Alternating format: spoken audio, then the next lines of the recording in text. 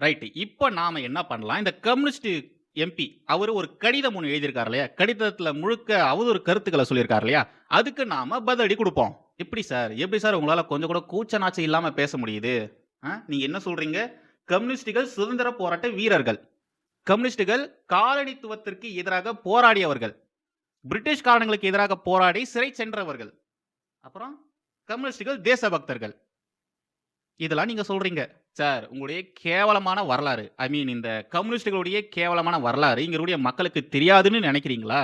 இந்த கம்யூனிஸ்டுகள் பாரத தேசத்திற்கு எதிராக செய்த துரோகங்கள், கேடுகெட்ட காரியங்கள் இதெல்லாம் யாருக்கும் தெரியாதுன்னு நினைக்கிறீங்களா? எண்ணில் அடங்கா கேடுகெட்ட காரியங்கள இந்த கேடுகெட்ட கம்யூனிஸ்டுகள் இந்த பாரத தேசத்திற்கு எதிராக செஞ்சிருக்காங்க. ஏகப்பட்ட காரியங்கள் செஞ்சிருக்காங்க. உங்களுக்காக வெறும் 4, 5 பாயிண்ட் மட்டும் சொல்றேன். ரொம்ப ரொம்ப சுருக்கமா அவங்க செய்த கேடுகெட்ட காரியங்கள மட்டும் சொல்றேன். கேளுங்க.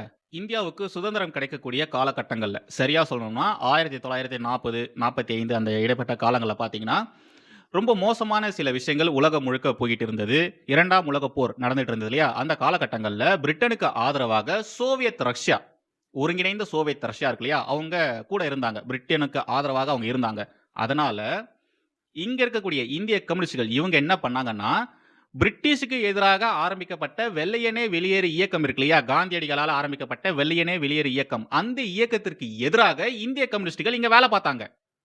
பிரிட்டிஷ்க்கு ஆதரவா வேல பார்த்து, இங்க யார் யாரெல்லாம் வெள்ளையனே வெளியேறு இயக்கத்துல இருக்காங்களோ, அவங்க எல்லாரையுமே இந்த கம்யூனிஸ்டுகள் போட்டு குடுத்துருக்காங்க. இந்திய மக்களுக்கு எதிராக, இந்திய மக்களுடைய முதுகுல குத்துனது இந்திய கம்யூனிஸ்டுகள். அதுவும் எப்போ? 1940கள்ல வெள்ளையனே வெளியேறு இயக்கம்னு ஒண்ணு வந்தது இல்லையா? அந்த காலகட்டங்கள்ல. இவரு என்ன சொல்றாரு? லெட்டர்ல என்ன சொல்றாரு? நாங்க வெள்ளைக்காரங்களுக்கு எதிராக போராடணும். பிரிட்டிஷ்காரங்களுக்கு எதிராக போராடணும். காலனித்துவத்திற்கு எதிராக போராடி சிறைக்கெல்லாம் போனோம்னு சொல்றாரு. கம்யூனிஸ்டுகள் வெள்ளையனே வெளியேறு இயக்கத்திற்கு எதிராக போராடி இருக்காங்க. பிரிட்டிஷ்காரங்களுக்கு ஆதரவாக நின்னு இருக்கானுங்க. ஒரே ரீசன் பிரிட்டிஷ்க்கு ஆதரவாக சோவியத் ரஷ்யா இருந்தது. சோவியத் ரஷ்யா கம்யூனிஸ்டுகள் இல்லையா? சோ அவங்களுக்கு ஆதரவாக இவங்க இங்க வேலை பார்த்திருக்காங்க. எப்படி இந்த இஸ்லாமியர்கள் நாடுகளை கடந்து, எல்லைகளை கடந்து அவன் இஸ்லாமியன் அப்படின்றதுனால சப்போர்ட் பண்ணுவாங்களோ, அதே மாதிரியான ஒரு காரியத்தை தான் இந்த கம்யூனிஸ்டுகளும் பண்ணியிருக்காங்க. சொந்த நாட்டுக்கு எதிராக வேலை பார்த்திருக்காங்க. சொந்த மக்களுடைய முதுகுல குத்தியிருக்காங்க. இவங்க தேசபக்தர்களா? அப்புறம் 1962ல இந்தியாவுக்கும் சீனாவுக்கும் இடையே ஒரு போர் ஒண்ணு நடந்தது.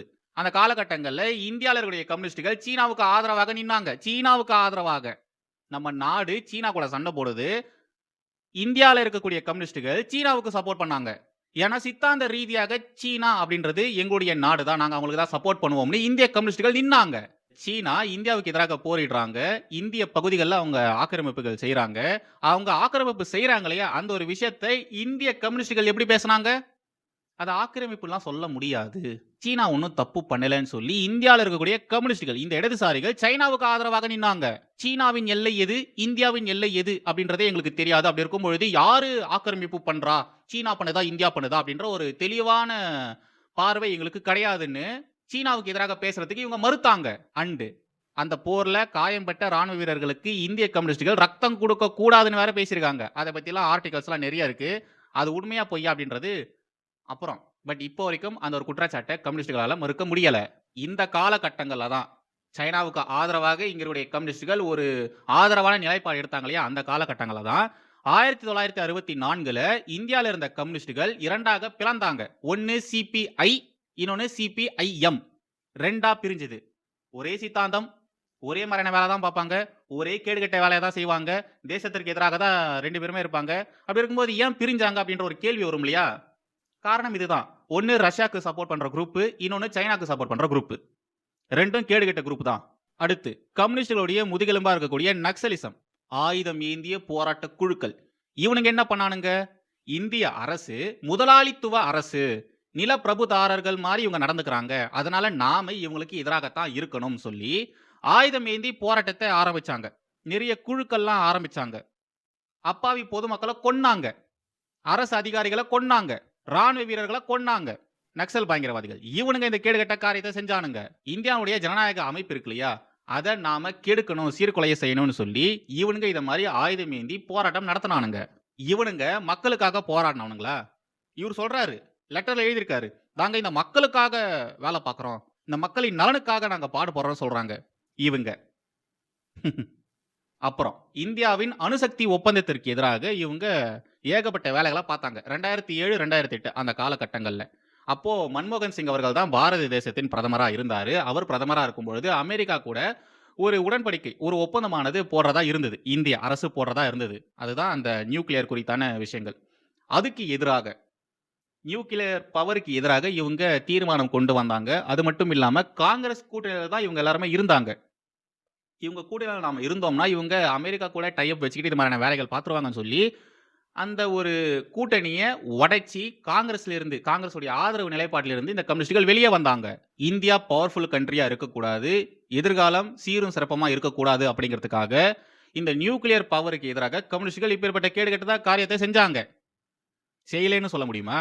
இவங்க தேசத்தின் வளர்ச்சிக்காக பாடுபட்டவங்களா? தேசத்தின் வளர்ச்சியை தடுத்து நிறுத்தியதே இந்த கம்யூனிஸ்டுகள் தான். ஏன் அப்படி சொல்றேன்னா, நம்ம நாட்டினுடைய தொழில்துறை வளர்ச்சி இருக்கு இல்லையா? அதுக்கு எல்லாத்துக்குமே முட்டுக்கட்டை போட்டது இவனுங்க தான்.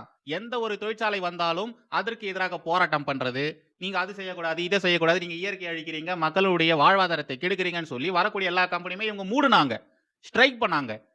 வேலை வாய்ப்புகளை இவங்க உருவாக்க விடல.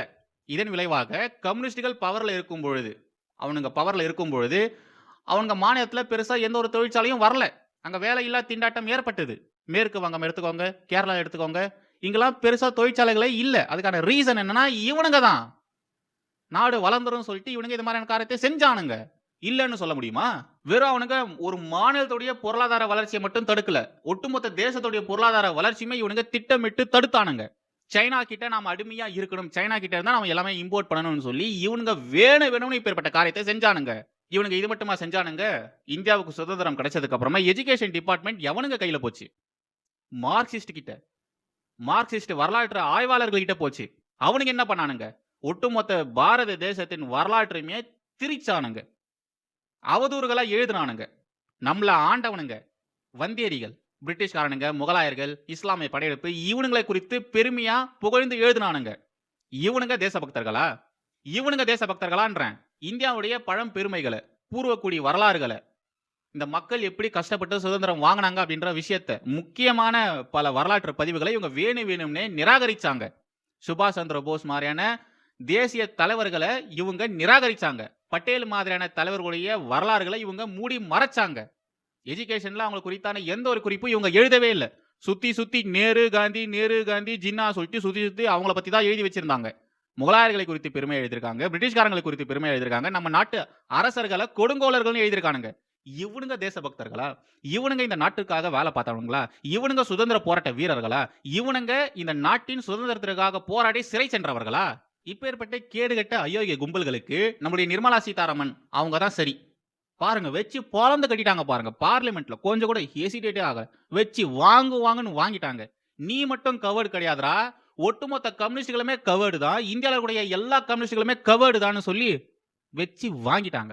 நிர்மலா சீதாராமன் அவர்களுக்கு நான் என்னுடைய ஆத்மார்த்தமான நன்றிகளை தெரிவிச்சுக்கிறேன். உண்மையாலேயே என் மனசு குளிர்ந்து போச்சு.